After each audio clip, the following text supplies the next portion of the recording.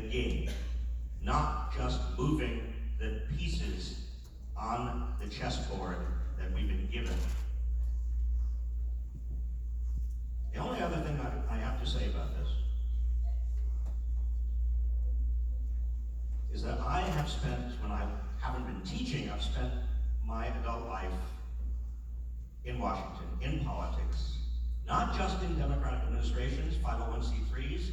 I started out, my first boss was, I tell my students, Gerald Ford.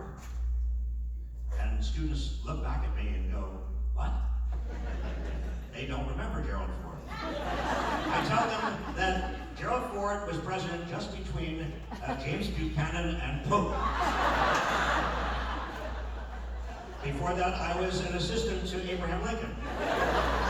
Some students actually write this down. But my point is that I've been in and around politics long enough that I've been able to see patterns, how things change. It's not just getting 3/4 of America to believe that climate change is a major problem or a crisis.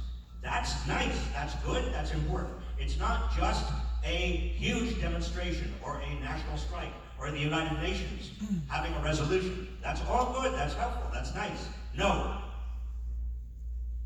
It's about the hard work of mobilizing and organizing. It's about the hard work of educating the public to be citizens.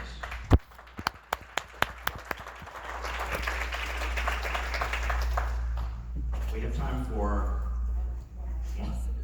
one more. This better be good. This is really good. I can kind of put everything together in this. I'm going to spend a little time telling the crowd about myself, and then I'll get to it. You've been such an important voice for Beto Godal from our Easton Foundation. You've been such an important voice for so long. Thank you very much. It's beyond appreciated. So my question is, do you think capitalism can be reformed or have enough rules and regulations to make it not only tolerable, but actually good? Or do we need a whole paradigm shift on changing the whole way the economy runs? Well,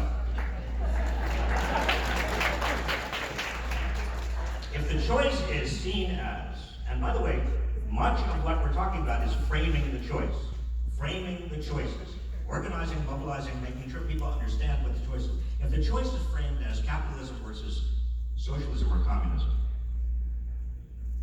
we lose. Because most of the public says, of course, capitalism, this United States has been spending most of its existence fighting for capitalism. That's what we have. We have a democratic capitalist country. But that is just the beginning of the conversation. As I said, and I want to really, really emphasize this, there is no free market apart from government. We, the people, should be more actively engaged in designing the market, because if it's not us, it's the corporations. And that's what's happened.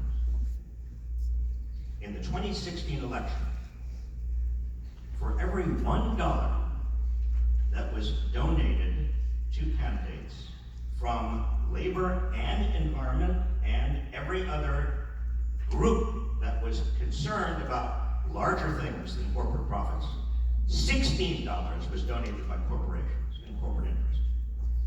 There's no longer any countervailing power in the system. So we need systemic change in capitalism. Let's call it that. But that systemic change has got to acknowledge that we, the people, have got to make the rules of capitalism.